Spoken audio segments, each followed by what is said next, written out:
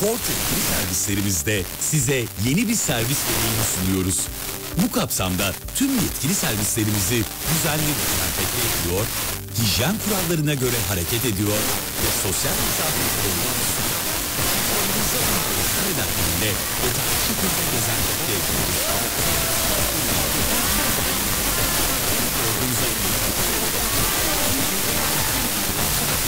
Sizi Ford yetkili servislerine bekliyoruz. Klimayı salona mı taktırsam, yatak odasına mı diye düşünüyorum.